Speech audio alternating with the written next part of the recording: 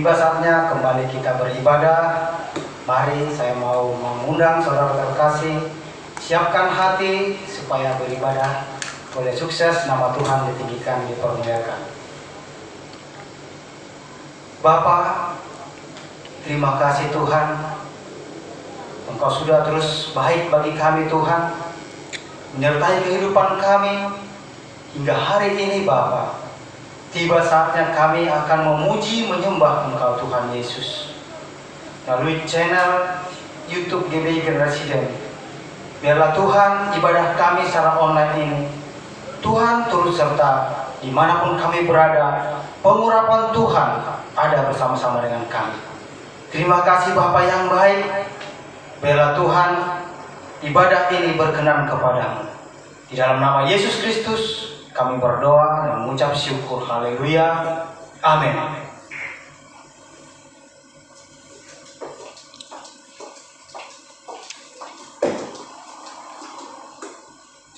Kita akan bacakan Mazmur 91. Dalam lindungan Allah. Orang yang duduk dalam lindungan yang maha tinggi dan bermalam dalam naungan yang maha kuasa akan berkata kepada Tuhan, tempat perlindunganku dan kubu pertahananku, Allahku yang kupercayai. Sungguh dialah yang akan melepaskan engkau dari jerat penangkap burung, dari penyakit sampar yang busuk. Dengan kepaknya ia akan menudungi engkau, di bawah sayapnya engkau akan berlindung. Kesetiaannya ialah perisai dan pagar tembok. Engkau tak usah takut terhadap kedahsyatan malam, terhadap panah yang terbang di waktu siang, terhadap penyakit sampar yang berjalan di dalam gelap, terhadap penyakit menular yang mengamuk di waktu petang. Walau 1000 rebah di sisimu dan 10.000 di sebelah kananmu, tetapi itu tidak akan menimpamu. Engkau hanya menontonnya dengan matamu sendiri dan melihat pembalasan terhadap orang-orang fasik. Sebab Tuhan ialah tempat perlindunganmu, yang maha tinggi telah kau buat tempat perteduhanmu. Malapetaka tidak akan menimpa kamu, dan tulah tidak akan mendekat kepada kemahmu. Sebab malaikat-malaikatnya akan diperintahkannya kepadamu untuk menjaga engkau di segala jalanmu. Mereka akan menatang engkau di atas tangannya, supaya kakimu jangan terantuk kepada batu. Singa dan ular tedung akan kau langkahi, engkau akan menginjak anak singa dan ular naga. Sungguh hatinya melekat kepadaku, maka aku akan meluputkannya. Aku akan membentenginya sebab ia mengenal namaku. Bila ia berseru kepadaku, aku akan menjawab. Aku akan menyertai dia dalam kesesakan. Aku akan meluputkannya dan memuliakannya. Dengan panjang umur akan kukenyangkan dia, dan akan kuperlihatkan kepadanya keselamatan daripadaku. Amin.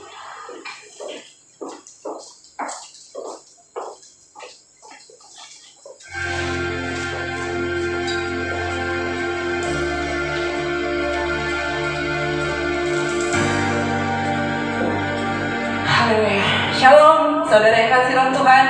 Shalom. Luar biasa hari ini, di hari yang minggu luar biasa ini saudara. Mari sama-sama kita datang menyembah Tuhan, Juru Selamat yang hidup. Mari saudara yang kekasih, dimanapun engkau berada, engkau berikan hatimu buat Tuhan. Berikan penyembahan yang terbaik hari ini. Sama-sama kita bersekutu di dalam Tuhan, menyenangkan hati Tuhan.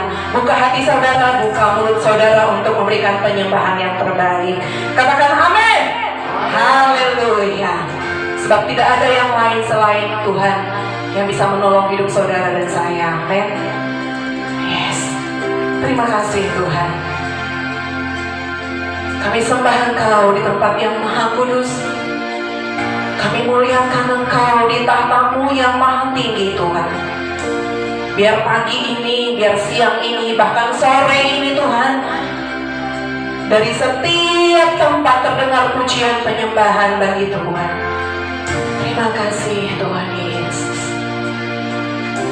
Mari sama-sama kita naikkan pujian ini di hadapan Tuhan.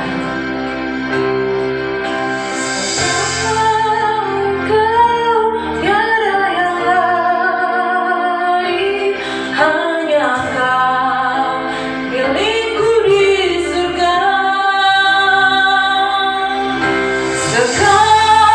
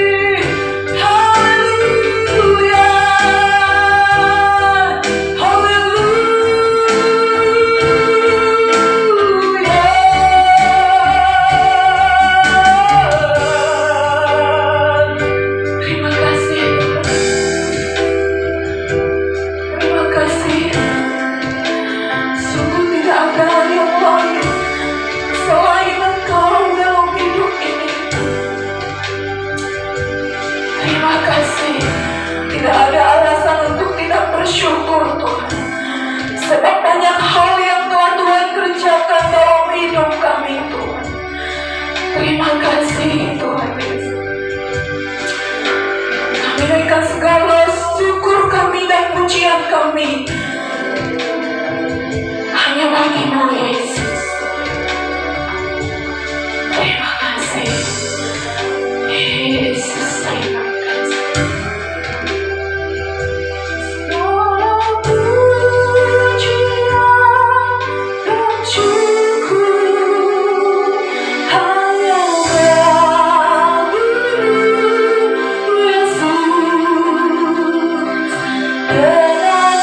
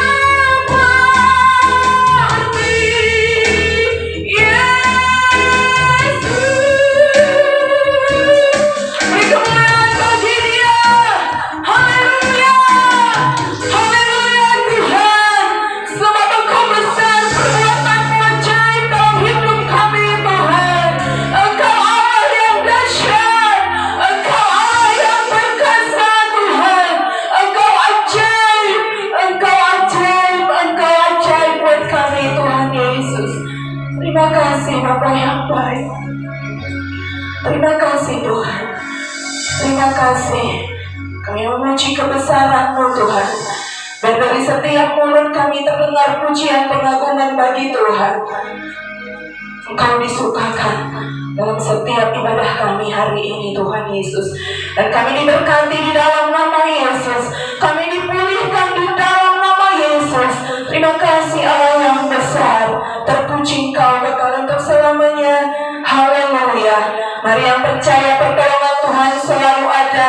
Sama-sama kita katakan amin. Haleluya. Berikan kemuliaan bagi Tuhan saudara yang terkasih. Kita bersuka cita di dalam Tuhan. Amin. Sebab hanya Tuhan kekuatan saudara dan saya dalam hidup ini, saudara yang kasih. Tetap mengandalkan Tuhan. Haleluya. Mari sama-sama sorakan pujian ini bagi Tuhan. Tandanya kita berkemenangan di dalam Tuhan. Haleluya.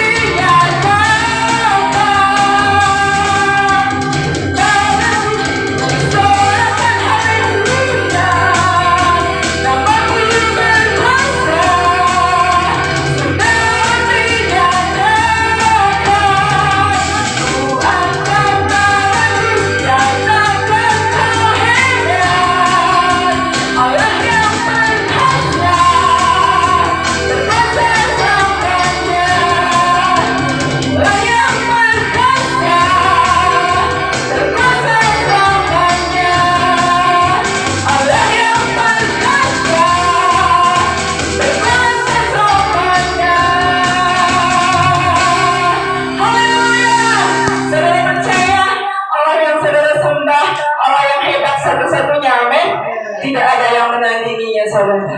Oleh sebab itu, mari tetap pegang teguh tangan Tuhan untuk menjalani badai hidup ini. Haleluya. Jangan pernah menyerah saudara yang kekasih. Karena ada tangan Tuhan yang selalu memegang tangan saudara dan saya. Amin. Haleluya. Mari saudara yang kekasih, kita deklarasikan Pentakosta ketiga bersama-sama.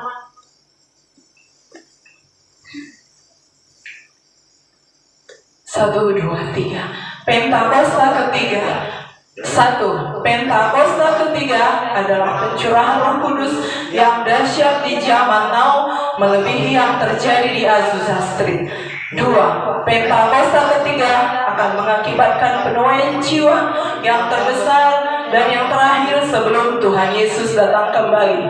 3. Pentakosta ketiga akan membangkitkan generasi Yeremia, yaitu anak-anak muda yang dipenuhi Roh Kudus, cinta mati-matian kepada Tuhan Yesus, tidak kompromi terhadap dosa, dan akan bergerak untuk memenangkan jiwa.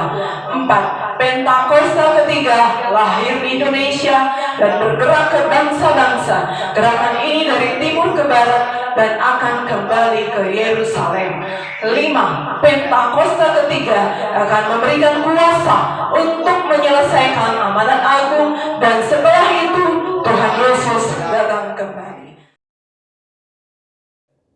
Shalom saudara, salam integritas. Voice of Pentecost hari ini akan membahas mengenai Yesus sebagai teladan integritas dalam perbuatan. Integritas menurut Kamus Teologi Westminster merupakan istilah teologis untuk menunjukkan kemurnian dan kejujuran sebagaimana manusia diciptakan di dalam rupa dan gambar Allah. Alkitab menunjukkan bahwa Yesus adalah sosok yang mendemonstrasikan level integritas yang sempurna, di mana kita dapat meneladani dan belajar darinya. Matius 22 ayat 16, ahli Taurat dan orang Farisi yang membencinya berkata, "Guru, kami tahu, engkau adalah seorang yang jujur dan dengan jujur mengajar jalan Allah, dan engkau tidak takut kepada siapapun juga, sebab engkau tidak mencari muka." Nah, kata seorang yang jujur dalam terjemahan New International Version menggunakan kata man of integrity, artinya seorang yang berintegritas. Pertanyaannya kini, mungkinkah kita bisa hidup berintegritas seperti Yesus? Jawabannya adalah ya, sangat mungkin. Sebab kita memiliki potensi untuk menjadi serupa dengan Kristus. Dan dalam hal ini, kita sangat dimungkinkan untuk hidup berintegritas seperti Yesus. Kehidupan berintegritas bukanlah kehidupan sempurna tak berdosa secara moral, tetapi adanya kesesuaian antara motivasi, pikiran, dan tindakan. Kalau kita melihat tokoh Daud, dia bukan sosok yang sempurna, tetapi Alkitab mencatat bahwa kehidupannya mencontohkan karakter yang dewasa, utuh, dan tulus di hadapan Tuhan. Maka dari itu, marilah kita juga menunjukkan integritas kita sebagai orang percaya dengan mempraktekkan tindakan dan perkataan Yesus di dalam keseharian kita. Apa saja yang Yesus contohkan bagi kita? Pertama, Yesus mencontohkan bahwa integritas ialah mengasihi musuh, sekalipun menurut kita dia tidak berhak menerima kasih tersebut. Di dalam perumpamaan seorang Samaria yang baik hati, Yesus mengajarkan bagaimana kita seharusnya menerima dan mengasihi orang lain. Orang Yahudi tidak suka bergaul dengan orang Samaria, tetapi justru orang Samaria yang dibenci inilah yang menunjukkan belas kasih kepada orang yang terluka. Integritas berbicara tidak hanya mengetahui soal doktrin dan pengajaran belas kasihan, tetapi menghidupi ajaran belas kasih itu. Kedua, Yesus mencontohkan bahwa integritas berbicara soal kehidupan yang tidak munafik. Yesus mengecam keras perbuatan orang-orang Farisi dan menyebut mereka orang-orang yang munafik karena mereka tidak melakukan apa yang mereka ajarkan atau katakan. Matius 23 ayat 3 menunjukkan bahwa Yesus mengakui kebenaran ajaran ahli-ahli Taurat dan orang Farisi. Itu harus dituruti dan dilakukan. Tetapi kemunafikan mereka adalah karena kehidupan dan perbuatannya tidak sama dengan apa yang diajarkan. Di sini kita bisa belajar bahwa berintegritas artinya berusaha menghidupi firman yang kita baca dan dengar. Ketiga, Yesus mencontohkan bahwa integritas berarti memiliki kejujuran dalam melaksanakan tanggung jawab dan mengembangkan talenta. Yesus datang ke dunia mengemban misi dari Bapa untuk menyelamatkan umat manusia dari dosa. Dan dalam melaksanakan tugas dan tanggung jawabnya tersebut, Yesus menunjukkan bahwa dirinya adalah sosok yang jujur di dalam perkataan maupun tindakannya. Mari kita mengevaluasi perkataan dan tindakan kita hari ini. Adakah kejujuran di dalam setiap aspek kehidupan kita? Ada dua hal yang bisa kita lakukan supaya bisa hidup seperti Yesus. Yang pertama, membuka diri untuk dipenuhi oleh Roh Kudus. Pertumbuhan kerohanian tidak bisa terjadi tanpa Roh Kudus dalam hidup kita. Roh Kuduslah yang memampukan dan menuntun kita supaya menuju kehidupan kedewasaan rohani dan menghasilkan integritas yang membuat kita semakin serupa dengan Kristus. Kedua, mengambil bagian dalam komunitas orang percaya. Ibrani 10 ayat 25 mengingatkan kita untuk tidak menjauhi diri dari pertemuan-pertemuan ibadah dalam sebuah komunitas. Bahkan kita diminta untuk saling menasehati dan semakin giat menjelang kedatangan Tuhan. Di dalam komunitas inilah kita dapat saling menasehati, mengingatkan, bahkan nilai-nilai moral dan karakter integritas dapat diajarkan, dicontohkan, dan dilakukan. Di gereja kita sendiri terdapat KUL, di mana KUL merupakan tempat berlangsungnya pemuritan dan tempat di mana karakter kita diasah untuk semakin serupa seperti Kristus. Sudahkah Anda tergabung di dalam KUL? Kesimpulannya, Yesus merupakan teladan integritas yang sempurna bagi kita. Sebagai orang percaya, kita dimungkinkan dan dimampukan untuk menghidupi kehidupan yang berintegritas seperti yang Yesus lakukan dan teladankan. Dengan kemauan, usaha, dan latihan yang terus-menerus, diiringi dengan tuntunan Roh Kudus, maka kita akan mengalami kedewasaan rohani dan karakter kita akan semakin serupa dengan Kristus. Saya berdoa, di tahun integritas ini, kita menjadi pribadi yang dewasa rohani, hidup berintegritas, dan menjadi berkat dimanapun kita berada, bagi hormat dan kemuliaannya. Saudara, untuk penjelasan lebih lengkapnya dari tim teologi kami, jangan lupa buka link yang ada di atas atau scan QR Code yang tersedia. Tuhan Yesus memberkati. Mari siapkan hati saudara untuk mendengarkan kebenaran firman Tuhan. Sebelumnya mari sama-sama kita menabur buat pekerjaan Tuhan di tempat ini, saudara yang terkasih. Bisa masukkan ke amplop saudara, bisa antarkan ke gereja, ataupun saudara bisa transfer ke rekening yang ada di akhir ibadah ini nanti, ataupun ada di WA group saudara yang terkasih. Terima kasih Tuhan Yesus. Terima kasih Tuhan. Engkau memberkati setiap persembahan anak-anakmu hari ini. Engkau akan membalas berlipat kali ganda Tuhan. Sehingga apa yang kami butuhkan, Tuhan akan mencukupinya. Karena ketika kami memberi, kami gak akan pernah kekurangan di dalam Tuhan. Terima kasih Tuhan Yesus. Kami nantikan janji-Mu hari-hari ini dalam hidup kami, Tuhan Yesus. Terima kasih Tuhan Yesus. Kami tahu Engkau selalu mencukupkan apa yang kami perlukan, Tuhan.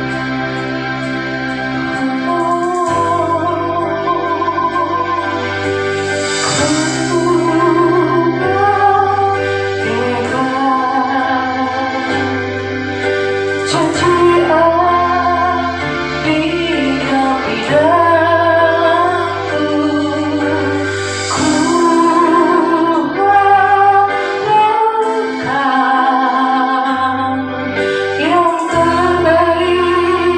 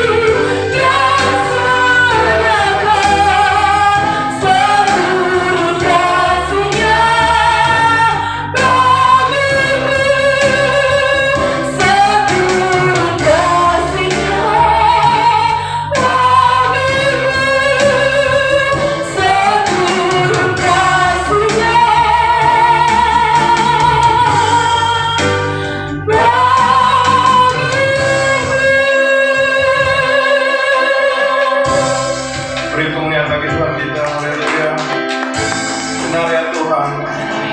Kau begitu baik bagi kami. Seluruh dengan kasih-Mu kepada kami Tuhan. Kau bermati bagi kami dan menebus kami. Terima kasih Bapa atas segala seluruh kasih karunia yang Kau berikan bagi kami ya Tuhan. Terima kasih atas berkat. Terima kasih atas waktu di mana kami boleh memuji dan menyembah Kau ya Tuhan. Kalau saat ini Bapa, kami boleh duduk diam di hadapan-Mu ya Tuhan. Kami mau bersama merenungkan kebenaran firman-Mu ya Tuhan. Berkati setiap ibadah pada kami. Berkati setiap kami yang ada di sini. Berkati setiap kami yang menonton secara online ya Tuhan. Tuhan berkati setiap rumah-rumah yang menonton ibadah pada hari ini ya Tuhan. Terima kasih Bapa. Terima kasih Tuhan. Kami serahkan pemberitaan firman Tuhan hanya dalam nama Tuhan Yesus Kristus. Kami berdoa dan mengucap syukur. Haleluya. Amin. Salam saudara. Pada hari ini kita akan memasuki minggu pertama di bulan Februari dan kita mempunyai tema yang baru yaitu kita dari kitab Hakim-Hakim, dan saya akan menyampaikan dari kitab dari seorang yang gagah perkasa, seorang yang pahlawan gagah perkasa yang dipakai Tuhan untuk bangsa Israel yaitu Yefta. Kita akan ambil firman Tuhan pada hari ini nih dari Hakim-Hakim 11 ayat 12 yang berbicara tentang Yefta.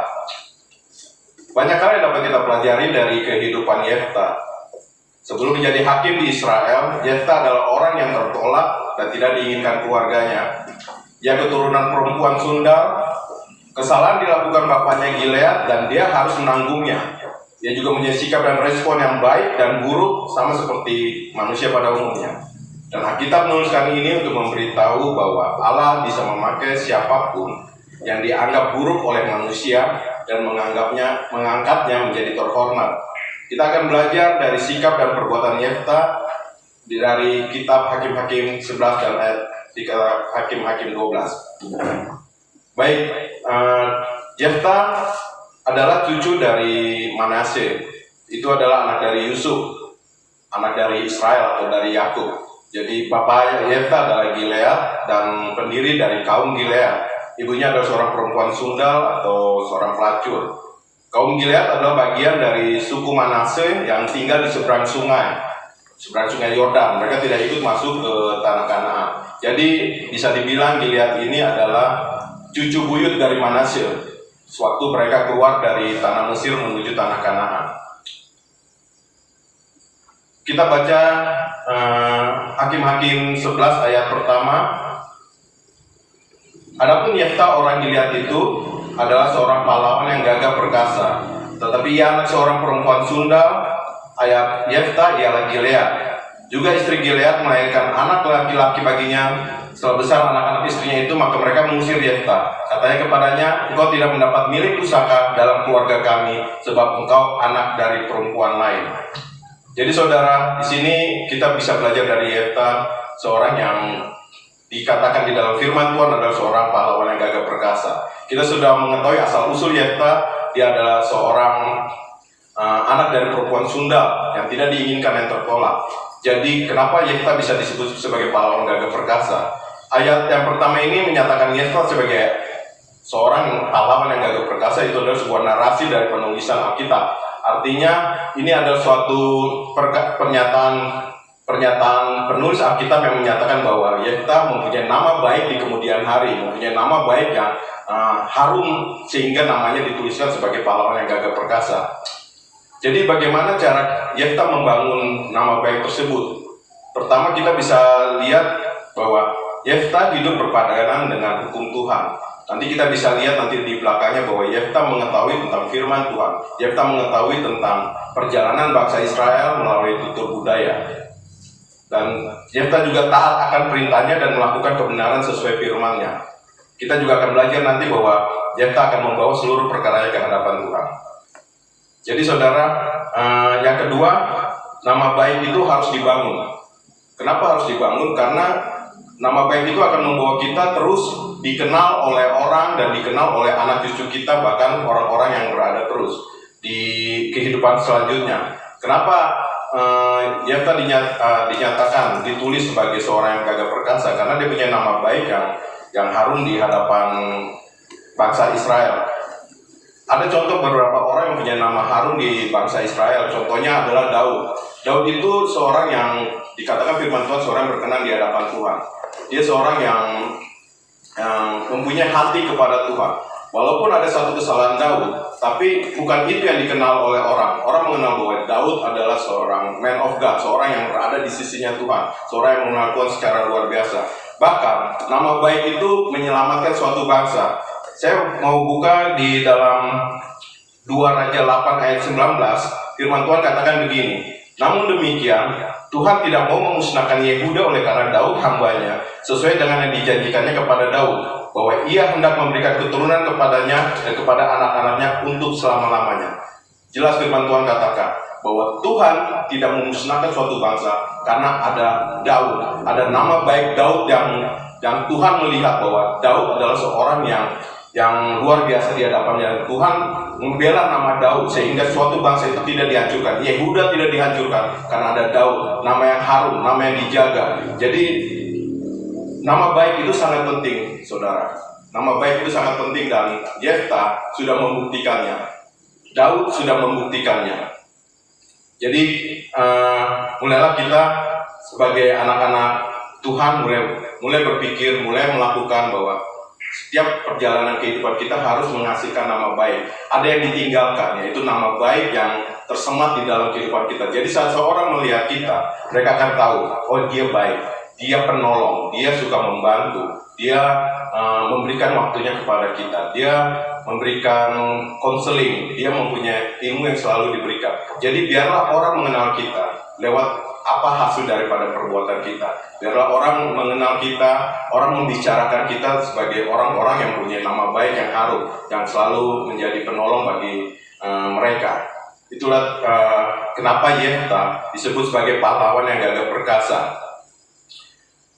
Kita masuk ke hal yang kedua, yaitu Yefta adalah anak perempuan Sundal. Di sini Yefta bukan hanya seorang pahlawan yang gagah perkasa, suatu narasi yang baik, tapi Yefta juga dituliskan sebagai anak perempuan Sundal. Ini narasi yang buruk, tapi ini adalah masa lalu.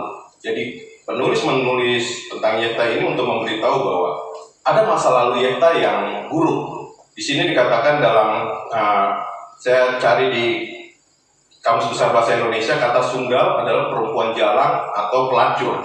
Artinya Yefta adalah anak seorang pelacur. Dan berarti Yefta adalah anak haram. Dan berarti Yefta adalah anak yang tidak diinginkan Gilead atau ditolak keluarga dan lingkungan. Jadi kita tahu bahwa status masa lalu kita itu tidak otomatis menjadikan kita hancur atau rusak. Tetapi status kita ditentukan oleh nilai dari perbuatan kita dalam hidup, yaitu nama baik tadi. Artinya Yefta telah menutup status buruknya, yaitu anak perempuan Sundal, menjadi seorang yang pahlawan gagah perkasa. Tapi ada hal yang ketiga, saudara. Kita boleh belajar dari Yefta, dari Hakim-Hakim 11 ayat yang ketiga. Di situ dikatakan bahwa Yefta lari. Saya bacakan saja. Maka larilah Yefta dari saudara-saudaranya itu dan diam di tanah Tob. Di sana berkumpullah kepadanya petualang-petualang yang pergi merampok bersama-sama dengan dia. Kenapa Yefta lari? Karena dia diusir. Tapi ada perbedaan diusir dan lari. Seorang yang diusir, dia bisa saja bertahan. Sama seperti Hagar, dia diusir, dia keluar. Tapi kata Tuhan, dia harus tetap. Sama seperti Yefta. Sebenarnya Yefta adalah seorang, seharusnya dia bertahan di tempat itu, tetapi dia lari. Kenapa dia lari? Karena dia lari dari masalahnya. Kita mau belajar bahwa seseorang yang lari dari masalah itu tidak akan menyelesaikan sesuatu. Kita harus ada tetap di situ dan mengandalkan Tuhan. Karena seseorang yang ditolak seperti Yefta, seorang yang ditolak oleh keluarga itu cenderung ada beberapa hal. Saya catatkan di sini ada 3. Mereka cenderung pendiam dan melukai diri sendiri. Artinya Yefta bisa seperti itu. Dia bisa jadi seorang pendiam dan melukai dirinya sendiri. Tapi ada hal yang kedua. Seseorang yang sering ditolak oleh keluarga, oleh lingkungan, itu akan cenderung pemarah. Dia akan cenderung nakal. Dia akan cenderung pemberontak. Dia tidak bisa diatur dan melukai orang lain. Dan hal yang ketiga, seorang yang sering ditolak itu cenderung berkumpul dengan orang-orang yang bernasib sama. Orang-orang yang juga ditolak oleh lingkungan, orang-orang yang juga ditolak oleh keluarganya. Artinya apa? Yefta lari untuk berkumpul dengan orang-orang yang senasib dengan dia, yang merasa bahwa dia diterima. Artinya sikap pemberontakan ini hanya untuk menunjukkan eksistensi daripada Yefta kepada keluarganya dan juga kepada lingkungannya, supaya dia dihargai. Jadi saudara, apa yang dilakukan Yefta sebetulnya sesuatu yang lari dari masalah, tetapi luar biasanya Tuhan terus bersama dengan Yefta, karena dia memakai Yefta di dalam bagi bangsa Israel untuk menghadapi Bani Amon. Di Hakim-Hakim 11 ayat 11 juga dikatakan bahwa Yefta ikut dengan di situ dikatakan Yefta ikut dengan para tua-tua Gilead, lalu bangsa itu mengangkat dia menjadi kepala dan panglima mereka. Tetapi Yefta membawa seluruh perkaranya itu ke hadapan Tuhan di Mizpah. Jadi hal yang keempat yang saya catat di sini yaitu Yefta membawa seluruh perkaranya ke hadapan Tuhan. Ini hal yang luar biasa, saudara. Karena kenapa? Yefta tahu bahwa dia sebuah kaum yang kecil. Ini sebuah kaum, saudara. Jangan anggap ini sebuah bangsa, karena bangsanya adalah Manasye atau bangsanya adalah Israel. Jadi secara struktural Israel, Manasye, anak Manasye itu Makir, lalu anak Makir adalah Gilead, dan Gilead baru dari Gilead inilah adalah kaum. Jadi ini adalah suku bangsa yang kecil, tapi Tuhan mau pakai dia dari tempat itu. Dan Yefta tahu bahwa dia tidak sanggup melakukan itu semua, maka dia membawa perkaranya di hadapan Tuhan. Di sini juga kita mau belajar bahwa sekalipun Yefta seorang petarung, sekalipun Yefta adalah seorang yang kehidupannya perampok, artinya dia biasa menghadapi orang-orang banyak, dia menghadapi musuh-musuhnya, dia biasa bertarung, dia biasa melakukan mungkin pembunuhan. Tetapi disinilah Tuhan membalikan itu semua untuk dia jadi pahlawan. Makanya Yefta dengan kesadarannya dia membawa perkaranya ke hadapan Tuhan dan dia mengandalkan Tuhan. Di sini kita jadi tahu bahwa Yefta tahu siapa Tuhannya, sehingga dia membawa perkaranya dan dia tahu bahwa kekuatan dan kemenangannya adalah milik Tuhan. Maka dia datang kepada Tuhan. Yefta juga tahu supaya segala pergumulannya di hadapan Tuhan, dibawanya kepada Tuhan, dan supaya dia ikut campur tangan. Di sini kita bisa belajar bahwa setiap perkara yang kita bawa ke hadapan Tuhan itu bukan hanya sebagai proposal atau sebagai pengaduan saja, tetapi kita mengizinkan dia ikut campur tangan. Karena kita tahu Tuhan tidak akan pernah ikut campur tangan kalau kita tidak mengizinkannya. Kenapa? Padahal Tuhan absolut, tapi kita percaya bahwa Tuhan menghormati kehendak bebas kita. Kau mau menyembah aku, silakan. Tidak, silakan. Tapi aku sarankan, datanglah kepadaku. Artinya, Tuhan mengerti kehendak bebas kita. Tapi, jadi kalau kita mau datang kepada Tuhan, kita membawa pergumulan kita, itu artinya kita minta dia ikut campur tangan. Dan Tuhan pasti ikut campur tangan. Dan Yefta melakukannya itu. Dan juga telah menyatakan di sini hal yang kelima, bahwa Yefta juga adalah seorang yang tidak tergesa-gesa. Dia tidak seorang yang bahasanya mungkin tergopoh-gopoh, karena dia memastikan dan mengkonfirmasi segala sesuatu. Itu ada tertulis di Hakim-Hakim 11 ayat 12 sampai 28. Itu yang bercerita tentang sewaktu Yefta mengirimkan utusannya kepada Raja Bani Amon untuk bernegosiasi atau mempertanyakan kenapa engkau menyerang kami bangsa Israel, padahal kami tidak apa-apa. Tapi mereka menjawab bahwa engkau telah merebut bagian daerah kami dan engkau harus mengembalikannya secara damai. Dan luar biasanya di sini saya catatkan bahwa Yefta itu tidak hanya mendengar apa kata orang saja. Kita bisa belajar dari sini. Pelayan-pelayan Tuhan bisa belajar dari sini. Pribadi-pribadi masing-masing juga bisa belajar dari sini. Bahwa Yefta tidak mendengar apa kata apa kata orang saja atau kata orang tua-tua Gilead. Karena dia tidak dapat diprovokasi. Kenapa? Karena pasti orang Gilead tua-tua Gilead telah menyatakan bahwa Bani Amon itu pasti jahat. Mereka mau menyerang Israel, mari kita serang mereka. Tapi Yefta tidak langsung seperti itu. Dia harus menanyakan dulu, dia harus memastikan dulu apa maksud daripada Raja Bani Amon tersebut. Di sini hal yang kedua juga, Yefta tidak dapat diintimidasi. Dia belajar sejarah Israel lewat budaya, tutur, dan cerita dari kitab suci. Itu terdapat di Hakim-Hakim 11 ayat 27a. Di situ berarti Yefta tidak dapat diintimidasi oleh Raja Bani Amon, Karena Yefta tahu sejarahnya waktu Bani Israel keluar dari tanah Mesir, mereka tidak melewati daerah Bani Amon, mereka melewati daerah Amori, dan disitulah mereka mengalami peperangan karena Raja Amori yaitu Sihon itu berperang kepada bangsa Israel, dan bangsa Israel mengalahkan Raja Sihon dan mereka menduduki tempatnya. Makanya tempat itu diambil oleh bangsa Israel dan menjadi milik bangsa Israel sampai dengan kitab ini ditulis. Artinya bangsa Israel tidak pernah mengambil apa yang menjadi milik bangsa Amon, dan mereka sebetulnya mengadakan peperangan itu hanya untuk mengambil daerah saja, memperluas daerah mereka. Sini saya juga catatkan bahwa Yefta yakin Tuhan adalah hakim adil. Itu tertulis di Hakim-Hakim 11 ayat 27b. Saya bacakan singkat. Hakim-Hakim 11 ayat 27b itu menyatakan seperti ini. Tetapi engkau berbuat jahat terhadap aku dengan berperang melawan aku. Tuhan, hakim itu, dialah yang menjadi hakim pada hari ini antara orang Israel dan Bani Amon. Yefta tahu bahwa Tuhan adalah hakim yang adil. Jika dia berjalan di jalan benar, maka Tuhan akan memenangkan dirinya. Artinya apa, saudara? Bahwa Yefta berjalan di dalam kehendak Tuhan. Yefta berjalan di dalam hukumnya Tuhan. Jadi bagi kita, bagi setiap daripada kita, saudara, kita harus terus berjalan di dalam kehendaknya Tuhan. Apa itu kehendak Tuhan? Yaitu hukumnya Tuhan. Apa itu hukum Tuhan? Alkitab, saudara. Alkitab ini menerangkan semua hukum-hukum Tuhan dan kita harus berjalan di dalamnya. Dan setiap apa yang kita jalankan dalam firman Tuhan, sesuai dengan firman Tuhan, yakinlah Tuhan akan membela setiap daripada kita. Dia akan membela seluruh perkara kita, bahkan yang tidak mungkin sekalipun dia akan bela, saudara. Karena Tuhan yang berperan bagi kita.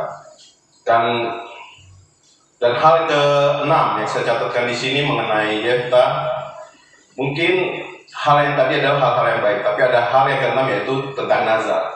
Disinilah yang saya agak sedikit merasa bahwa Yefta terlepas omongan. Di Hakim-Hakim 11 ayat 30 itu lalu bernazarlah Yefta kepada Tuhan, katanya, jika engkau sungguh-sungguh menyerahkan Bani Amon itu ke dalam tanganku, maka apa yang keluar dari pintu rumahku untuk menemui aku pada waktu aku kembali dengan selamat dari Bani Amon, itu akan menjadi kepunyaan Tuhan dan aku akan mempersembahkannya sebagai korban bakaran.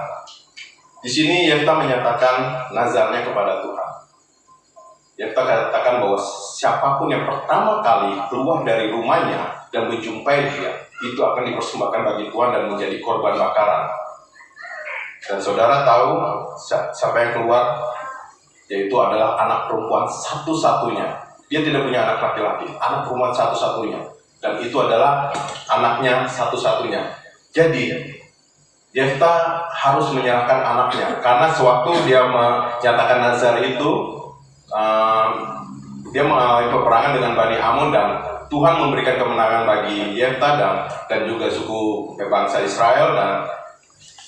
Dan sewaktu Yefta pulang ke rumahnya, anaknya menjumpai dia. Dan di sini saya catatkan mengenai nazar, apa yang dilakukan oleh Yefta, yaitu Yefta adalah seorang yang komitmen pada janji. Kita bisa belajar ini. Walaupun nazar adalah sesuatu yang, apa yang dia ucapkan saat itu adalah sesuatu yang bagi saya dia tergesa-gesa, tapi kita bisa belajar buat dia seorang komitmen pada janji. Di Hakim-Hakim 11 ayat 35c itu dikatakan seperti ini, saudara.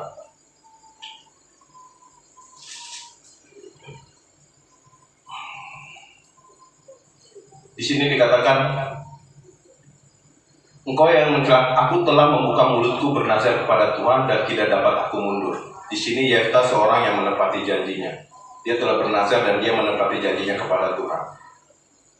Berarti Yefta adalah seorang satria juga, karena dia juga tahu bahwa perkataan seorang satria itu tidak dapat ditarik kembali. Artinya di sini kita tahu bahwa hukum tabur tuai itu harus berlaku. Karena perjanjian lama dan Alkitab menyatakan hukum tabur tuai itu harus berlaku. Apakah cuma di perjanjian lama, tapi tidak di perjanjian baru? Di sini saya catatkan bahwa perjanjian lama itu mengisi memang banyak tentang hukum tabur tuai.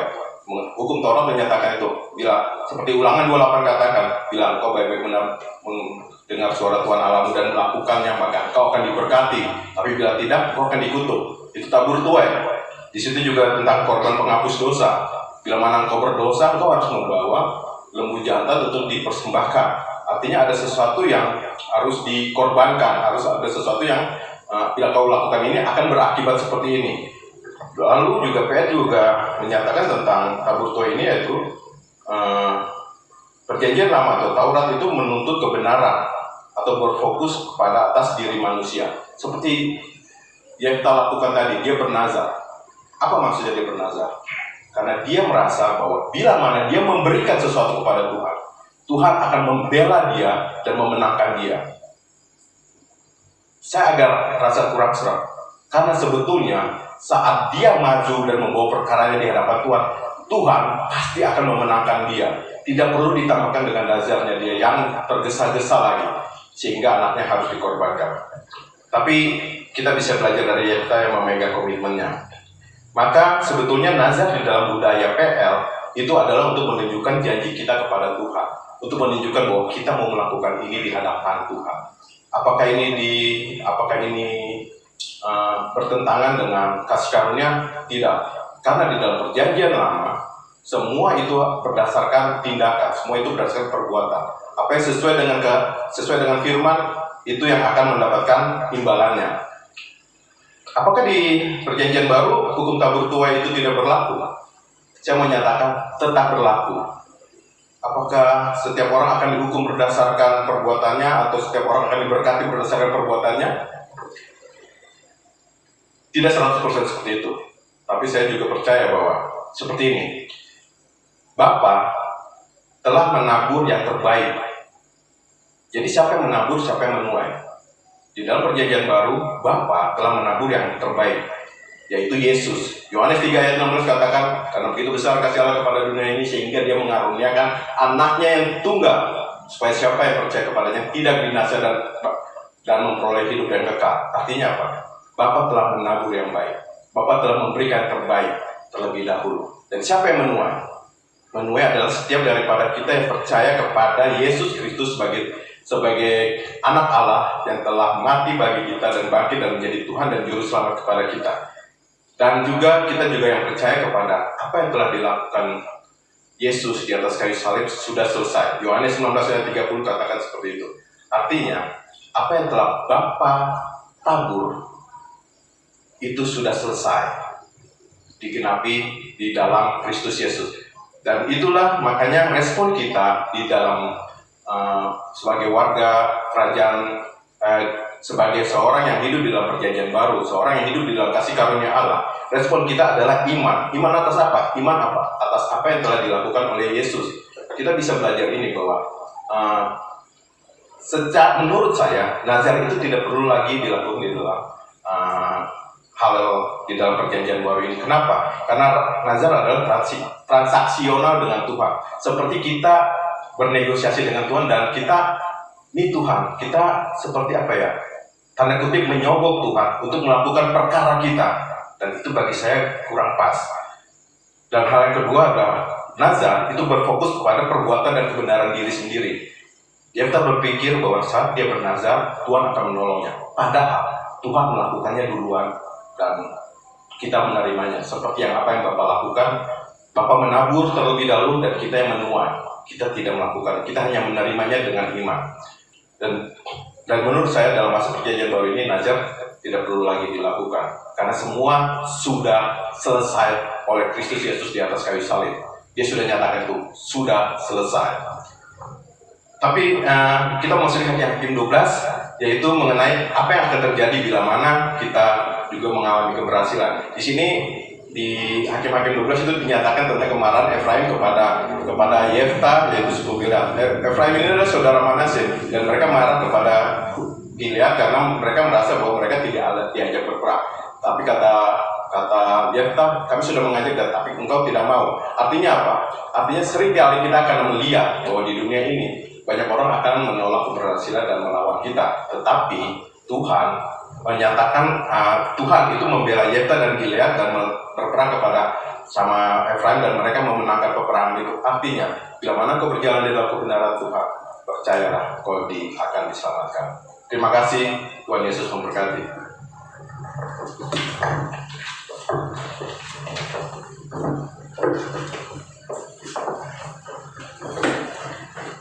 Puji Tuhan, saudara diberkati oleh kebenaran firman Tuhan. Amin. Haleluya. Mari sama-sama siapkan hati kita untuk menerima perjamuan kudus hari ini. Saudara yang kasih, saudara bisa sediakan anggur dan roti saudara di rumah masing-masing. Haleluya. Mari kita sembari menyiapkan perjamuan kudus kita nyanyikan pujian ini sama-sama.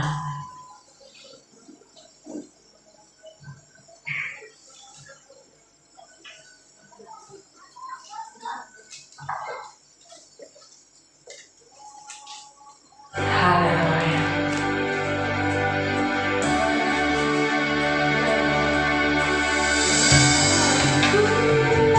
Ingin mengenalmu Tuhan, lebih dalam dari sayang ku menang. Tiada kasih yang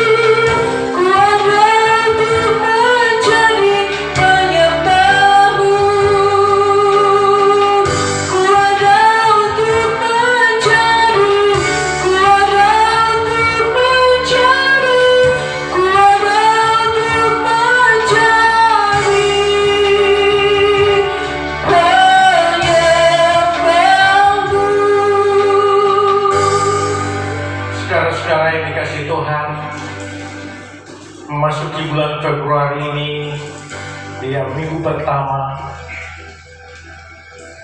sebagai tradisi gereja kita mengadakan perjamuan kudus sebagai satu tanda untuk memperingati kematian Tuhan Yesus, seperti yang dikatakan di dalam 1 Korintus 11 ayat 26. Sebab setiap kali kamu makan roti ini dan minum cawan ini, kamu memberitakan kematian Tuhan sampai Ia datang. Saudara-saudara, sebelum kita makan roti dan minum anggur sehidangan dengan Yesus Kristus Tuhan kita, mari kita berdoa. Kita mengaku dosa-dosa kita. Karena firman Tuhan katakan, kuduslah kamu sebab aku kudus. Dan dalam perjanjian baru dikatakan, tanpa kekudusan kita tidak akan bisa bertemu dengan Tuhan. Mari kita mengaku dosa kita di hadapan Tuhan. Haleluya.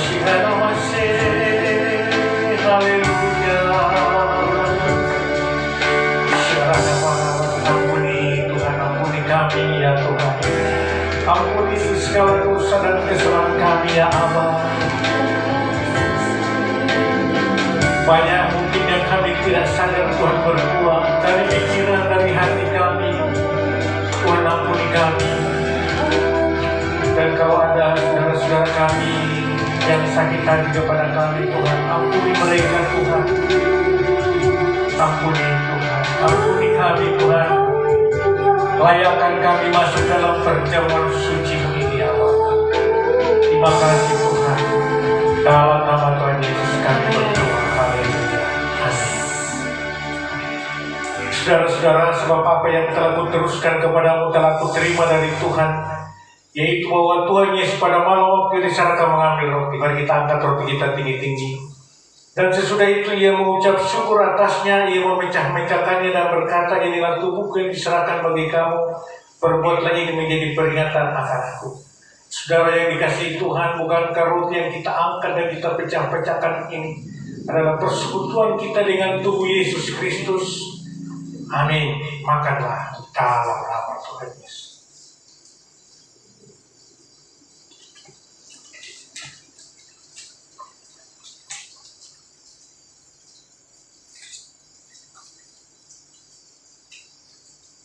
Demikian juga ia mengambil cawan sesudah makan lalu berkata, mari kita angkat cawan kita.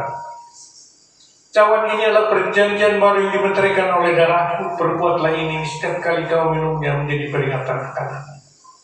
Saudara yang dikasihi Tuhan, bukankah cawan yang kita angkat ini yang atasnya kita ucapkan syukur adalah persekutuan kita dengan darah Yesus Kristus. Minumlah dalam nama Tuhan Yesus.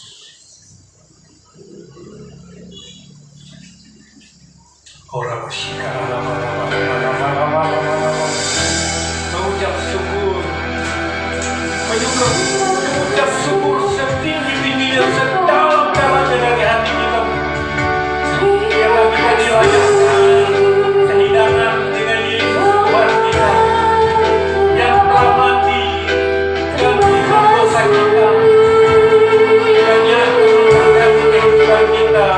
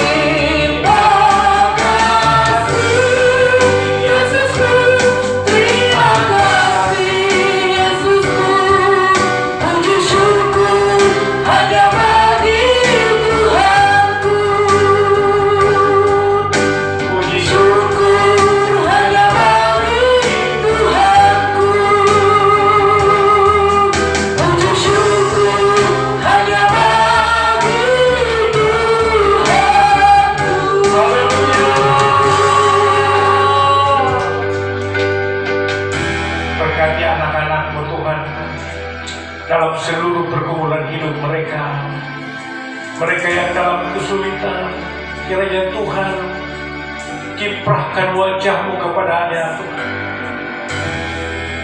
Berikan dia sukacita, Tuhan, dalam hidup mereka. Mereka yang sakit, jamah mereka, Tuhan.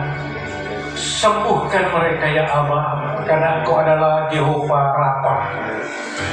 Mereka yang kekurangan, Tuhan berkati mereka, karena Engkau Jehovah Jireh yang menyediakan. Terima kasih, Tuhan. Berkati anak-anak semua, jagai semua dalam kehidupan mereka. Lindungi dari COVID-19, Tuhan.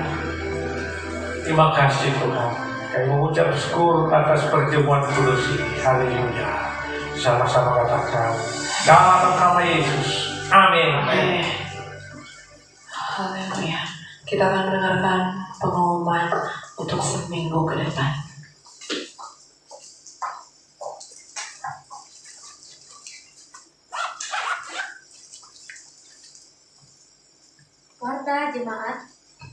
Warta Jemaat Minggu 7 Februari 2021. Shalom. Saudara diberkati dalam ibadah ini. Amin. Kami informasikan bahwa setiap hari Minggu di tempat ini GBI Grand Resident diadakan satu kali ibadah raya selama new normal, yaitu jam 4 sore, dan ibadah online tetap ada di YouTube channel GBI Grand Resident. Kegiatan sepekan, Selasa dan Rabu, United Prayer Tower, Indonesia, Kanada, dan Amerika Serikat. Jadwal lain 18 di jam 21.00 malam sampai 22.00 WIB. Malam melalui via Zoom bahasa Indonesia. Setiap Senin pagi sampai Sabtu pagi ada doa pagi dengan Gembala Rayon 18 melalui Zoom. Dimulai jam 6 sampai jam 07.00 WIB. ID dan passcode diinfokan melalui WA Group. Jumat malam, kul dan doa malam, pelayanan dan jemaat GBI Grand Resident mulai jam 19.30 sampai dengan 22.00 WIB melalui Zoom. ID dan passcode diinfokan melalui WA Group. Ibadah online Minggu 14 Februari ada di YouTube channel GBI Grand Resident. Sekian warta jemaat, Tuhan Yesus memberkati. Amin. Mari kita satukan hati. Kita datang balik kepada Tuhan Yesus. Segala puji dan syukur hanya bagi-Mu, Tuhan Yesus. Terima kasih buat kebaikan-Mu ya Bapa.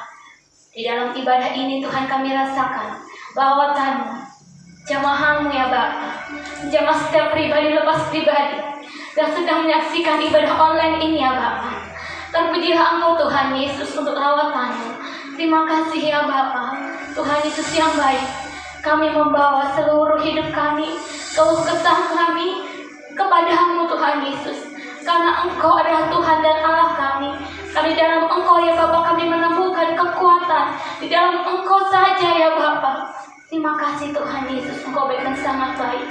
Tuhan, pada hari ini Tuhan kami sungguh bersyukur ya Bapa. Kami mendengarkan suara-Mu ya Bapa yang sudah disampaikan oleh hamba-Mu. Terus Engkau memberkati Pak Richard ya Bapa, di dalam hidupnya Bapa, seluruh hidupnya Engkau memberkati ya Bapa. Terus Engkau pakai dia secara luar biasa, dan lebih heran lagi, nama-Mu ditinggikan dan dipermuliakan Tuhan Yesus. Tambahkan hikmat marifat-Mu ya Roh Kudus. Terima kasih Bapa, Engkau sangat baik.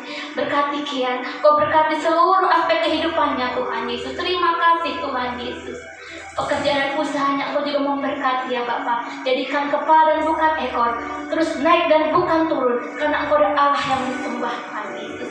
Engkau juga memberkati ya Bapa akan gembala rayang kami ya Bapa, Bapak Pendeta Insinyur Niko Notorharjo Tuhan, serta dengan keempat wakilnya Tuhan selalu memberkati, keluarga besarnya Tuhan selalu memberkati, pelayanan mereka Tuhan selalu memberkati Bapa. Terus Tuhan Kau nyatakan tuntunan-Mu Bapa dalam pelayanan mereka Tuhan Yesus. Kau juga memberkati Tuhan Yesus akan gembala raya 18 Bapak Pendeta Dr. Andi Markus ya Bapa, beserta dengan keluarga, beserta dengan anak dan istrinya, beserta dengan keempat wakilnya Tuhan, semua memberkati pelayanannya Bapa di Bekasi Tuhan Yesus. Dan juga Tuhan kami bawa Bekasi untuk hormat kemuliaan nama-Mu, karena kami percaya Bapa, Bekasi Tuhan lawat ya Bapa, Bekasi dimenangkan untuk hormat kemuliaan nama Tuhan. Kau pakai juga Tuhan Yesus untuk to bless the nation ya Bapa. Kami berdoa di dalam nama Tuhan Yesus. Kau juga memberkati gembala kami Bapa di tempat ini Bapa. Tuhan Kau berkati Tuhan Yesus Bapa PDM Nathan Karangan beserta dengan istri ya Bapa, sedangkan anak-anak dan keluarga besarnya Bapa. Kami taruhkan ke dalam tangan pengasihan-Mu Bapa. Kau campur tangan di dalam pelayanannya Bapa, sehingga nama-Mu saja Tuhan ditinggikan dan dipermuliakan Bapa. Membawa jiwa-jiwa Tuhan Yesus datang kepadamu Tuhan Yesus. Kami juga serahkan ya Bapa akan seluruh umat-Mu, seluruh anak-anak-Mu Bapa, seluruh Tuhan Yesus, pribadi lepas pribadi yang sedang menyaksikan online ini Bapa. Engkau memberkati Tuhan Yesus. Terima kasih Tuhan Yesus, Kau sudah sehidangan dengan Engkau ya Bapa. Melalui perjamuan kudus Tuhan, kami sudah bersatu dengan tubuh dan darah-Mu Tuhan. Dan kami percaya Bapa, yang sakit memperoleh kesembuhan di dalam nama Tuhan Yesus. Yang Tuhan saat ini Tuhan dalam pergumulan Tuhan Kau memberikan jawaban atas setiap pergumulan kami, karena kami serahkan semua ke dalam tangan pengasihan-Mu Tuhan. Kau campur tangan dalam kehidupan kami Bapa. Terima kasih Tuhan, Kau baik dan sungguh sangat baik. Kami juga bawa dalam doa Tuhan untuk bangsa dan negara kami Indonesia. Tuhan lawat bangsa kami, karena bangsa kami ada di hati-Mu, bangsa kami ada di tangan-Mu, bangsa kami ada di pikiran dan rencana-Mu. Tergenapi rencana-Mu atas bangsa kami Indonesia. Indonesia maju, damai dan sejahtera, karena tangan Tuhan menyertai bangsa Indonesia. Metakosa terjadi atas bangsa Indonesia. Banyak apa yang Engkau perbuat atas bangsa Indonesia. Diberkati melimpah-limpah bangsa kami. Diberkati Tuhan Yesus para pemimpin-pemimpin kami. Bapak Presiden Jokowi beserta dengan wakil untuk memberkati. Berkati Tuhan kabinet kerjanya untuk memberkati. Di dalam mengambil keputusan Tuhan Yesus, Engkau ada Tuhan Yesus bersama-sama dengan para pemimpin kami, sehingga Bapa, keputusan yang diambil mendatangkan keputusan yang bijaksana, keputusan yang terbaik untuk bangsa kami Indonesia Bapa. Terpujilah Engkau Tuhan Yesus. Kami juga bawa di dalam doa Tuhan Yesus. Tuhan, pandemi ini ya Bapa, kami percaya Tuhan Yesus, banyak jiwa-jiwa Tuhan datang kepadamu Tuhan. Banyak jiwa-jiwa diselamatkan di dalam nama Tuhan Yesus. Tuhan, kami katakan diam dan tenanglah COVID-19. Diam dan tenanglah krisis ekonomi di dalam nama Tuhan Yesus. Tuhan Yesus, kami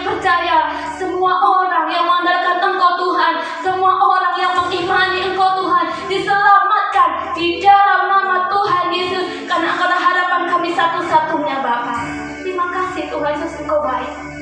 Tuhan, kami juga berdoa Tuhan untuk setiap pertemuan yang dikumpulkan oleh setiap anak-anak-Mu ya Bapa. Kau berkati berlimpah-limpah. Pekerjaan usahanya Tuhan Kau memberkati ya Bapa. Apapun Tuhan yang sudah dikerjakan oleh setiap anak-anak-Mu, Tuhan membuatnya berhasil.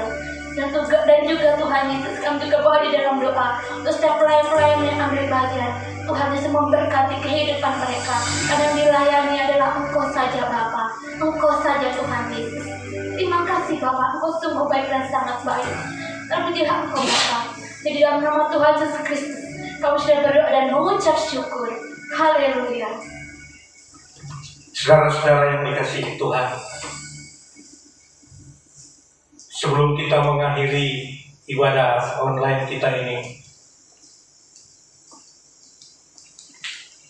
angkat tangan saudara, buka hati saudara, supaya kita menerima berkat dari Allah Bapa kita di surga, Allah yang baik, Allah yang luar biasa. Terimalah berkat dari surga, dari Bapa kita, kasih karunia damai sejahtera, anugerah yang berlimpah-limpah di dalam putranya Yesus Kristus turun atasmu pada hari ini, dan persekutuan yang manis dengan Roh Kudus akan senantiasa menyertai, memberkati engkau dalam pekerjaan, dalam usaha, dalam keluargamu, mulai hari ini sampai kedatangan Tuhan Yesus menjemput kita di awan-awan. Kita yang sudah percaya dan sudah menerima berkat Tuhan dalam nama Tuhan Yesus, sama-sama katakan amin. Kasih Tuhan tak berkesudahan, tak habis-habisnya rahmat-Nya, selalu baru setiap pagi,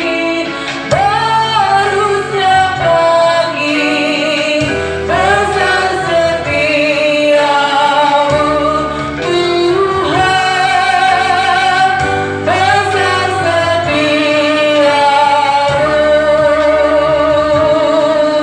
Kasih Tuhan tak berkesudahan, tak habis-habisnya rahmat-Nya, selalu baru setiap pagi,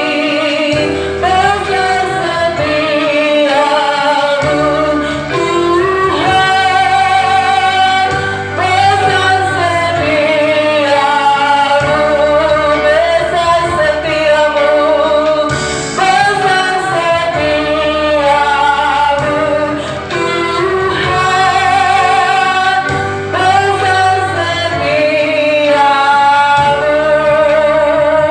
selamat hari Minggu. Tuhan Yesus memberkati kita semua. Haleluya, amin.